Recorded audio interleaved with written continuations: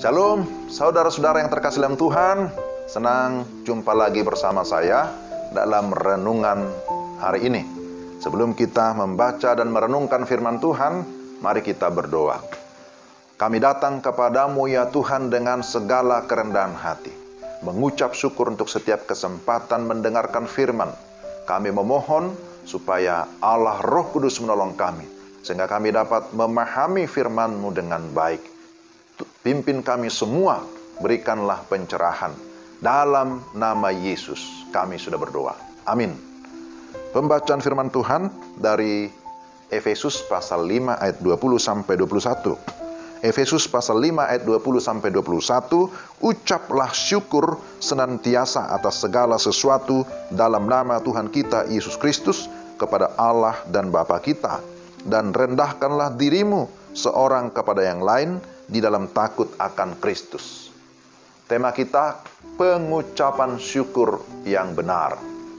Saudara yang terkasih dalam Tuhan, Alkitab mengajar kita agar mengucap syukur senantiasa, bahkan mengucap syukur dalam segala hal.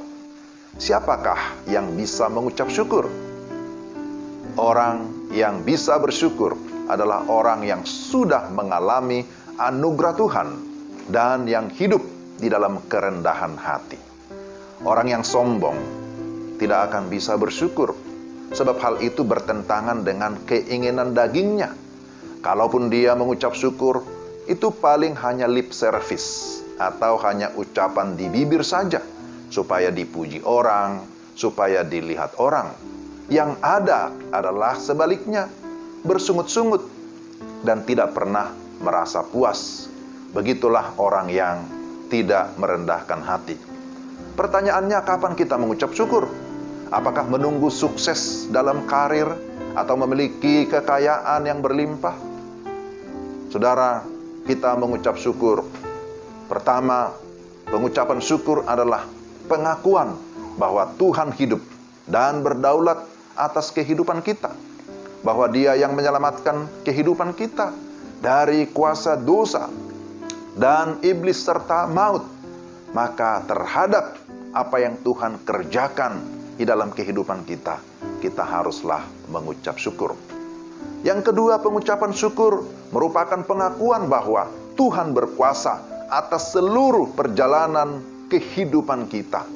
Dan Dia terus-menerus menjaga dan memelihara kehidupan kita dari hari ke hari, dari bulan ke bulan, dari tahun ke tahun. Suka ataupun duka, dalam kelancaran ataupun dalam tanda kutip kemacetan di dalam berbagai perjalanan kita, tetapi Dia senantiasa hadir.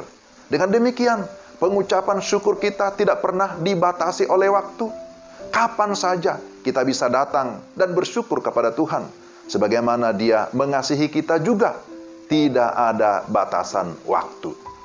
Ketiga, saudara-saudara, pengucapan syukur bukan hanya lip service atau perkataan, tetapi sungguh-sungguh datangnya dari hati yang tulus, disertai dengan sikap ataupun tindakan yang mau menyerahkan hidup untuk melayani dan memuliakan Tuhan. Mengucap syukur dengan cara yang pantas, dengan menjaga kekudusan hidup. Hindari mengucap syukur yang diikuti dengan pesta pora, supaya bisa disanjung, dipuji oleh orang. Sebab hal yang demikian sesungguhnya akan menambah atau menghasilkan kesombongan semata-mata. Saudara, Allah lah yang menjadi pusat pengucapan syukur, bukan manusia. Maka di sini dikatakan, ucaplah syukur senantiasa atas segala sesuatu dalam nama Tuhan kita Yesus Kristus kepada Allah dan Bapa kita. Pengucapan syukur ditujukan kepada Allah yang sudah menjadikan segala sesuatu dan yang memelihara serta memberkati saudara dan saya. Kita melihat perbandingan antara orang Samaria dan orang Farisi dalam Injil Lukas pasal 18 ayat yang ke-11 dan juga pasal 17 ayat 16. Orang Farisi yang merasa diri benar bersyukur atas dasar prestasi yang dibanggakan dalam dirinya. Beda dengan pemungut cukai dan orang Samaria, mengucap syukur bahkan sampai tersungkur. Karena apa? Karena merasa dirinya tidak layak di hadapan Tuhan. Dia merendahkan hati di hadapan Tuhan yang Maha Tinggi. Maka saudara, di sini dikatakan, rendahkanlah dirimu seorang kepada yang lain di dalam takut akan Kristus. Mari kita merendahkan hati agar kita dapat bersyukur senantiasa. Pengucapan syukur hendaklah menjadi gaya hidup kita sehari-hari. Kiranya Tuhan menolong kita supaya tetap mampu bersyukur dalam segala keadaan dengan segala kerendahan hati. Mari kita berdoa. Tuhan, terima kasih untuk firman-Mu yang mengingatkan kami supaya kami bersyukur di dalam segala situasi, dalam segala keadaan. Karena kami tahu Tuhan berdaulat, Tuhan berkuasa atas seluruh hidup kami. Ajar kami merendahkan hati, supaya dengan demikian melalui hidup kami nama Tuhan ditinggikan dan dimuliakan. Dalam nama Yesus kami berdoa. Amin. Demikian renungan kita, saudara-saudara.